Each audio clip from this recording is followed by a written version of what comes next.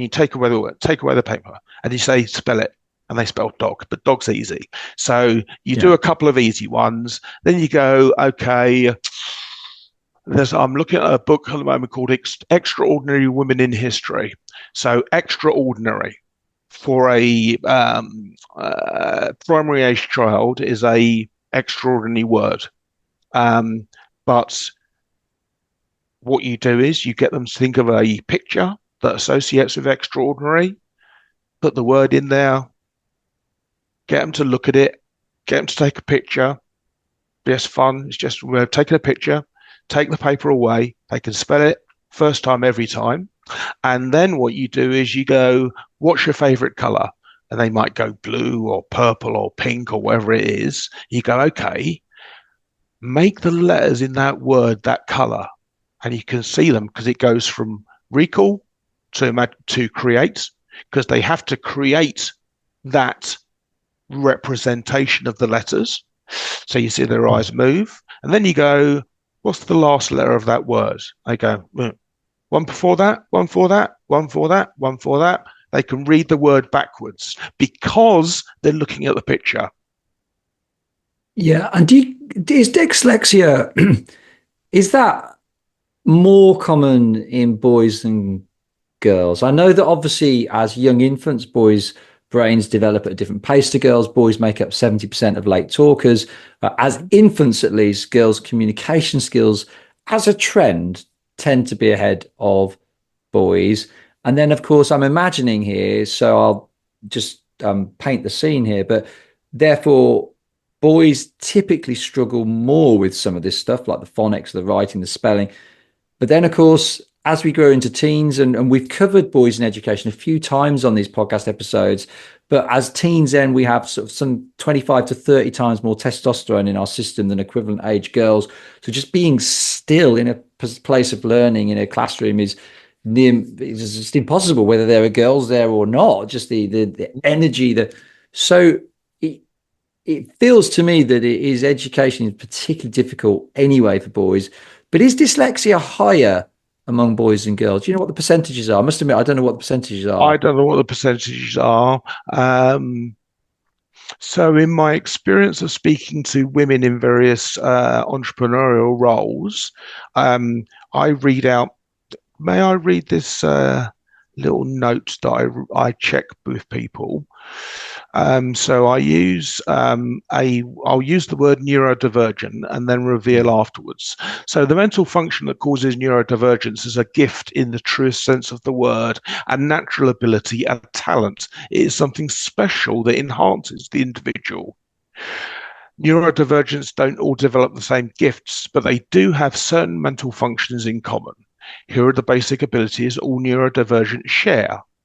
They can utilize the brain's ability to alter and create perception, the primary ability, create perception. That's what we just talked about.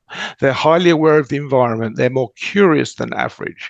They think mainly in pictures instead of words. They're highly intuitive and insightful.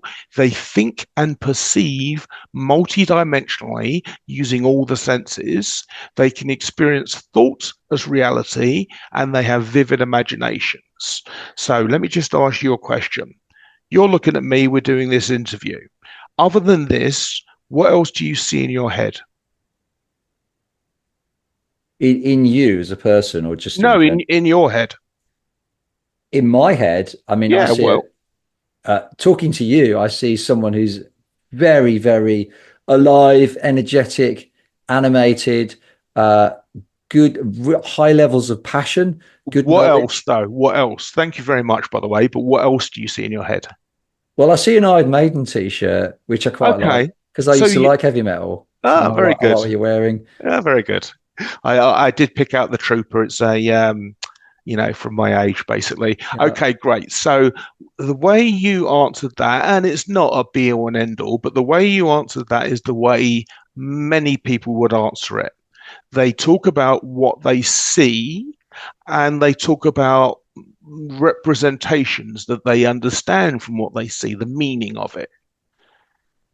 if you ask a dyslexic, so the only reason I know this is because I had 6 strokes. The last one wiped me out. I had to rebuild my consciousness, and I had to do it from everything had gone. I couldn't even see. Light came in, but I couldn't get the muscles to work. So everything I had to learn again.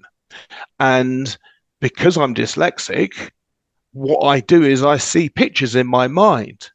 So you take a worked out brain like a dark, empty void, and then you start building lights and energies and pictures. And basically, what I started to do, and I comment on this throughout my book, I started to go, yeah, it's like there's 3 or 6 spheres of, like, I see the scene 6 times over, but not just that, there's a thing called submodalities. So you could go from complete blackness through black and white, through color to super saturation to color out.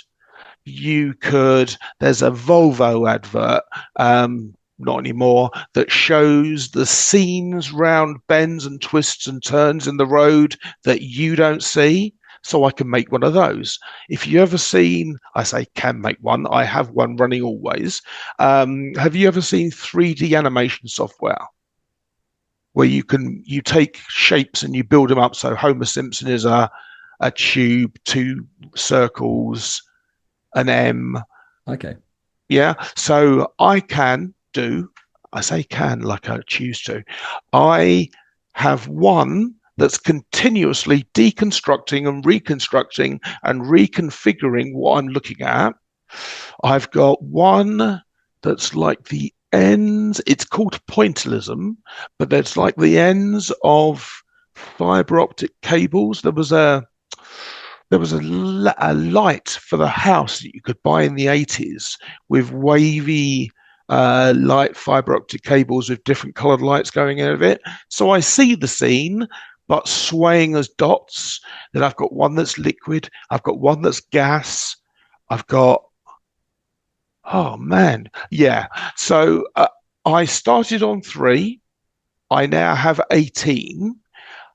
And I have 18 because in order for my brain to function through what is basically a severe brain injury is by extraordinary focus.